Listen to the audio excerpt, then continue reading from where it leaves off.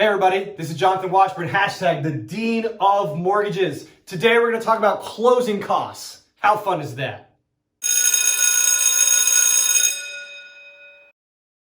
All right guys, talking about closing costs today. I think this is one of the single most misunderstood parts of the mortgage process. I often have buyers come and ask me, Jonathan, how much are the closing costs? Or they'll say, wow, those closing costs seem super expensive. Why are you ripping me off?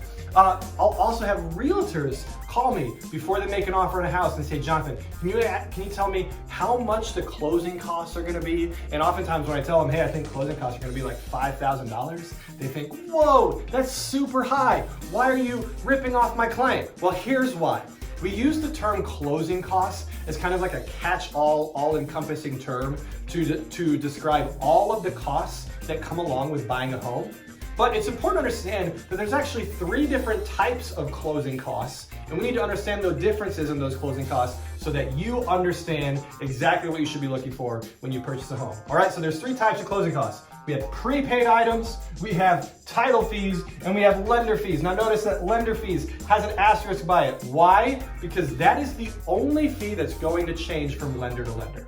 Prepaid items are going to be the same no matter which lender you use. Title fees are going to be the same across lenders. They might change if you use a different title company, but again, lender or the loan officer, me in this instance, we have no say or power over how much title fees or prepaid items cost. So let's talk about both of those items, all right? First of all, we have prepaid items. What are prepaid items? These are your taxes, property taxes on the property, and then homeowners insurance. Let's talk about insurance first. You need to pay You always need to have homeowners insurance on your house. I think we can understand why. Why the lender would want to make sure that you always have homeowners insurance on your house.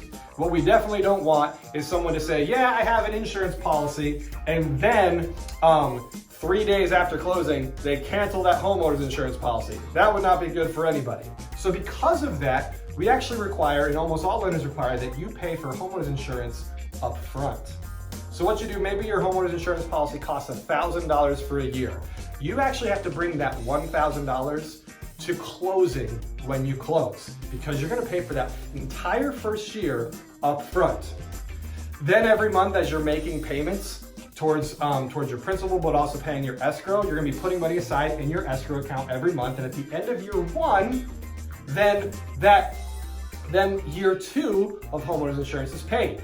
Now you say, Jonathan, does that mean I'm always kind of paying ahead on homeowners insurance? Yes, it does. So don't worry, if you sell your house or if you refinance, you will get a refund check of all of that homeowners insurance that you paid for up front that you didn't end up using. Now taxes often work the exact opposite way. Here in Ohio, we pay taxes in arrears, which means when I go to pay my taxes for this home here this February, I'm actually paying taxes for the person that lived in this house in 2019. So because of that, when you move into a house, you're often going to have to pay taxes a few months down the road for somebody that lived in the house and you didn't live there, right? You're paying taxes for somebody else while they were living in the house. Because of that, at closing, you're usually going to get what's called a tax proration, where the seller brings some money to the closing table to give you, to reimburse you for the taxes that you're going to have to pay. For instance, if you moved into this house in January and then taxes come due in February, you're going to be paying taxes in February on a house that you didn't even live in, right? So the seller is going to give you a nice, healthy tax proration to help offset those costs.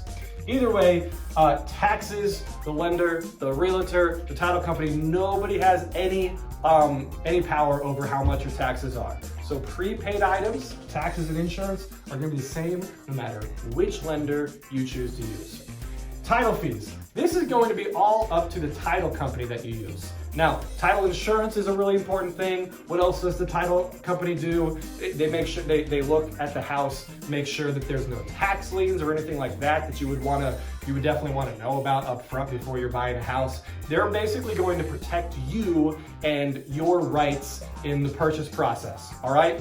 Every title company has different sets of fees, different groups of fees. Definitely look around, see who you like, Definitely talk to your realtors. They work with title companies all the time. They can tell you who the good ones are. They can tell you who the bad ones are. Talk to your lender. They probably have some preferred title companies that they would like to use as well. But that's going to be, those title fees are going to be completely up to the title company. Again, the lender, the realtor, seller, no one in the transaction has any control over how much those fees are. Finally, we have the lender's fees. All right, now these are the fees that might change from one lender to another. All right, you have different types of fees in here. You might have an origination fee, which is basically the cost of actually doing the loan for you. You might have a processing fee. You might have an underwriting fee. My company actually doesn't have any of those. We just have a straight origination fee. It's very competitive.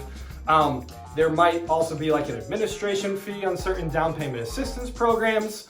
One other thing you might have would be discount points. Now, sometimes if you think you're going to be in this house for a long time, it actually might make sense to pay a little bit of extra money to the lender in origination to buy your interest rate down. For instance, if you say, oh, if I give you an extra $1,000 a month at closing, you'll lower my interest rate and save me $40 a month. Well, it doesn't take me very long at all to make that $1,000 back and then start saving a lot more money. So in certain cases, it might actually make a lot more sense to buy your rate down with some discount points to save your money in the future. Other times, it might make sense to do the exact opposite. I worked with a buddy of mine in Indiana last year. His situation that he and his wife were in, they knew they're not going to be in this house all that long. 5 years tops, and they're going to be making some changes, making some moves. So for him, it actually made sense to raise his interest rate, give him a little bit higher monthly payment, but in return, we actually gave him a nice lender credit to help pay for some of the title fees, to help pay for some of the prepaid items, and we got his total closing costs down. So definitely talk to your lender, talk to him about which route makes sense. Should I try to buy my interest rate down? Should I maybe take a higher rate to get a lender credit? These are definitely different things that could affect how much you are paying in closing costs. I hope this class has been really helpful for you today. Thank you so much for listening. You've been a great class. If you have any questions, feel free to reach out to me, jonathan.washburn@nationslending.com. I am the Dean of Mortgages. Follow me on Facebook, follow me on Instagram, follow me on YouTube, youtube.com/C/the Dean of Mortgages. Thank you so much. You've been great today. This is Jonathan Washburn, #the Dean of Mortgages, signing off. School is out.